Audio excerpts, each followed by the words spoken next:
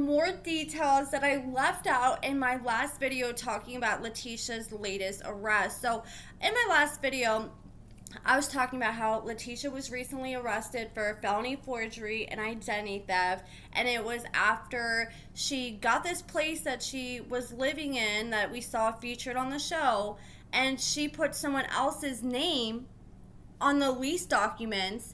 And at the time, I was like, okay, I know I talked about this like a year ago on my YouTube channel. I tried to look for the video before I made my video yesterday, but I sat there and went through like 5-6 videos, and they were like 10-20 minute long videos, and I couldn't find it. So I eventually just gave up and made my video. But Sarcasm did do the due diligence, and they found out the exact video I made from September of 2024 talking about this situation.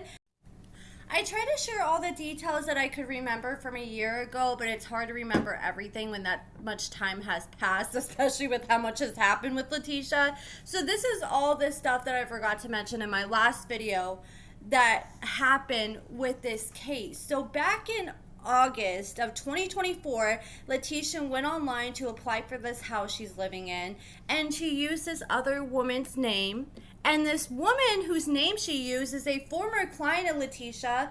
And Latisha, like last night in my video, I was like, man, I hope Latisha has at least been paying rent, because not only is she screwing this lady over out of a place, well, Latisha has not been paying rent in that place. So now the person's name that she used, they're now getting sued because Latisha has not been paying rent, and they ended up filing a court notice, but it's not for Latisha's name. It's for the girl's name that Latisha used. So now she's getting dragged through this, and now this company is suing what they thought was Latisha, but it's actually the name that Latisha used, and this person was completely out of the loop that Latisha used her name. And the landlord, I actually reached out to the landlord. I got their information back in September, because when I first was tipped off on this information, I'm like, okay, I don't really feel comfortable making these kind of accusations until I can 100% confirm this, either through the landlord or the paperwork. And the landlord revealed, yes, I know that Latisha lied on her application. They said they were working on it, and they said that they filed a court notice for the name she used, not her actual name.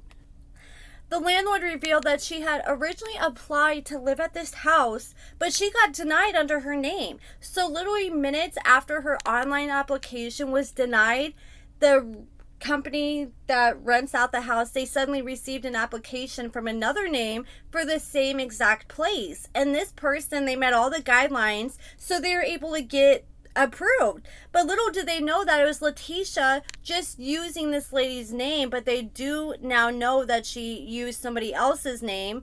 And I even said in my video back in September, this is literally quote for quote what I said.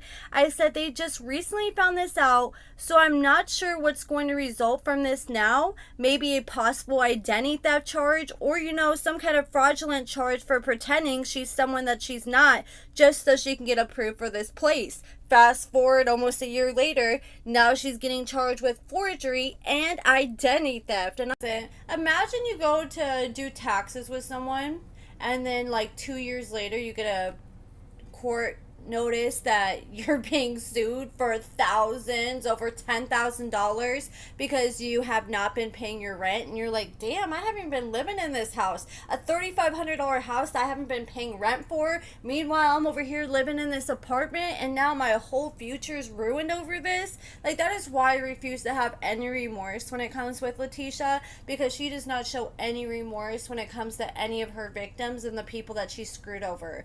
And so Colleen Miller, the victim that she stole over $11,000 from, she shared a copy of the arrest affidavit, and it says on August 27th at 2:03 p.m., the defendant fraudulently filed a rental application using the victim's name, social security number, email, driver's license, date of birth, current address, employment information, and tax documents. The defendant also forged the lease by signing the lease online using the victim's name on the same day. The defendant used her own phone number to fill out the application. The defendant met with management of Ace Rental Property Monthly and identified herself as the victim. The Ace Rental Property manager positively identified the defendant in a photo lineup. So that must be one of the witnesses that the arrest affidavit was talking about. It says the defendant was the victim's business accountant and tax accountant for approximately 10 years and had access to the victim's business and personal information. And that's why, like, some people are like, oh, I've been doing taxes with her for 2-3 years. She hasn't screwed me over yet. Well, there's been plenty of people who did taxes with her for a few years. And then, look, this lady did taxes with her for 10 years. And then she eventually got over on her. And then she did this so comfortably and so bold with this woman's name and got thousands behind on rent for a house. No telling what else she's done with other people's information from her tax business. Like I said, I'm starting to feel like this is just a giant identity theft ring. That's just all speculation, though.